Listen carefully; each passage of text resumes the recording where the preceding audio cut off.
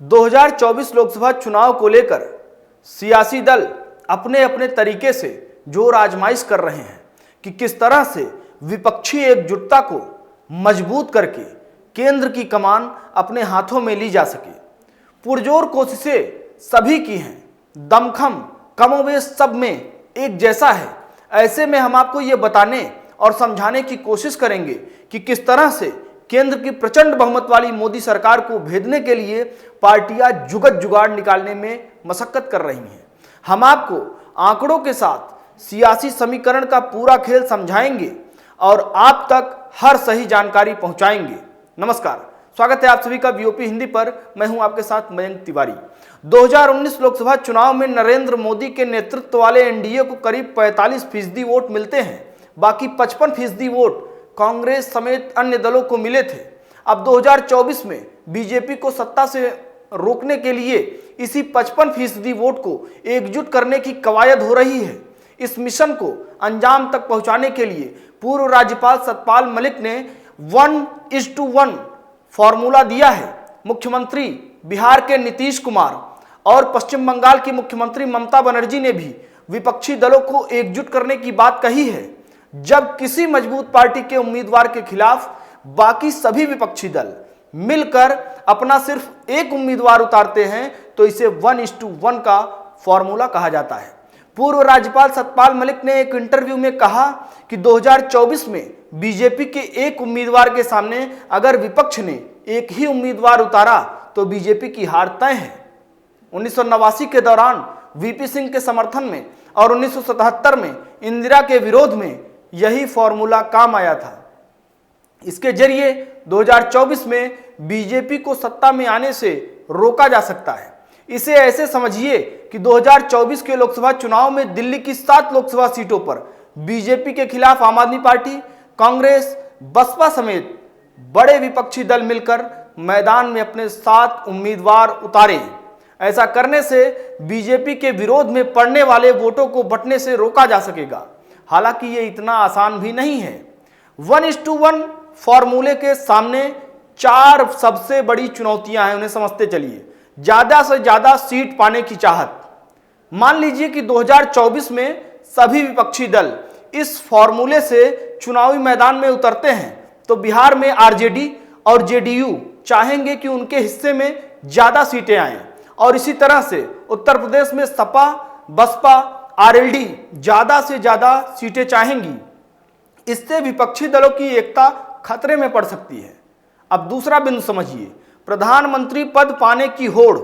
अगर सीटों को लेकर तालमेल बन भी जाए तो लड़ाई प्रधानमंत्री पद को लेकर शुरू होगी। अगर गठबंधन में शामिल सभी बड़े दलों के नेता खुद को प्रधानमंत्री पद की दौड़ में शामिल कर लेते हैं तो ऐसे में यह तय करना बेहद मुश्किल हो जाएगा कि चुनाव के बाद प्रधानमंत्री कौन बनेगा। तीसरा बिंदु समझिए, सरकार में हिस्सेदारी। अगर सीट और प्रधानमंत्री पद पर बात बन भी जाए तो सरकार में हिस्सेदारी को लेकर टकराव होना तय है।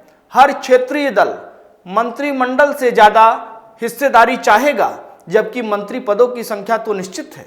ऐसे में किसी दल की सरकार में हिस्सेदारी उम्मीद के मुताबिक नहीं होगी तो वो गठबंधन से अलग होने की धमकी भी दे सकता है।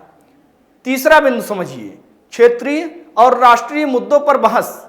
इस तरह के गठबंधन में क्षेत्रीय और राष्ट्रीय दल दोनों शामिल होते हैं।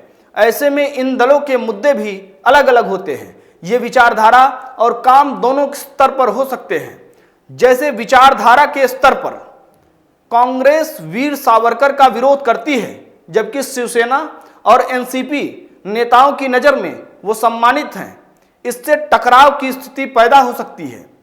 काम के स्तर पर अगर समझा जाए तो 3 तलाक कानून, जम्मू कश्मीर से अनुच्छेद 370 को खत्म करने और कॉमन सिविल कोड पर शिवसेना बीजेपी का समर्थन करती है।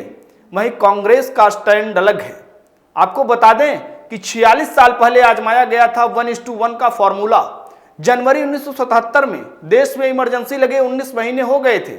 इंदिरा गांधी को अपनी गलती और लोगों के गुस्से का एहसास हो गया था, इसलिए 18 जनवरी को अचानक से इंदिरा गांधी ने मार्च 1977 में लोकसभा चुनाव कराने का ऐलान कर दिया। इसके 5 दिन बाद ही 23 जनवरी 1977 को 10 विपक्षी दलों ने मिलकर एक पार्टी बनाई। इस पार्टी का नाम था जनता पार्टी।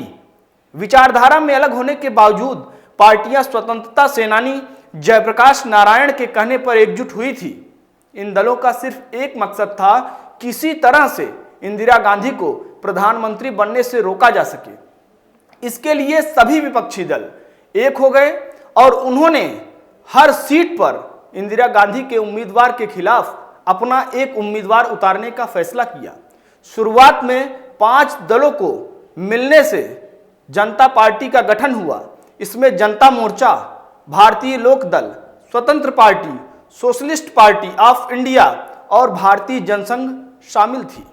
बाद में जनता पार्टी ने अलग अलग राज्यों में इंदिरा गांधी को हराने के लिए पूरी रणनीति तैयार की। वहां की क्षेत्रीय पार्टियों से भी गठबंधन किया या उन्हें समर्थन दिया। पंजाब में जनता दल ने अकाली दल के साथ गठबंधन किया, जबकि बंगाल की अगर बात करें तो कम्युनिस्ट पार्टी ऑफ इंडिया के साथ गठबंधन तय हुआ। माना जाता है कि 1:1 फॉर्मूले के तहत ही जनता पार्टी के खिलाफ कई दलों ने उम्मीदवार नहीं उतारे थे। उस समय जगजीवन राम दलितों के बड़े नेता थे। उन्होंने इंदिरा गांधी की पार्टी से अलग होकर कांग्रेस फॉर डेमोक्रेसी का गठन किया। उनकी पार्टी जनता पार्टी के घोषणा पत्र पर चुनाव लड़ती है और संसद में भी जनता पार्टी का समर्थन किया था। वहीं 30 जनवरी 1977 को भारतीय कम्युनिस्ट पार्टी ने कहा कि वह जनता पार्टी के खिलाफ उम्मीदवारों को नहीं खड़ा करके विपक्षी वोटों में बिखराव होने से बचाएगी। कम्युनिस्ट पार्टी की यह घोषणा उन सीटों के लिए थी जहां उनका जनाधार कमजोर था। इसी तरह दक्षिण भारत के कई राज्यों में भी जनता पार्टी वहां की क्षेत्रीय पार्टियों के साथ तालमेल बैठाकर चुनाव लड़ती है। परिणाम यह हुआ कि इंदिरा गांधी की कांग्रेस पार्टी को 200 से भी कम सीटों पर जीत मिली।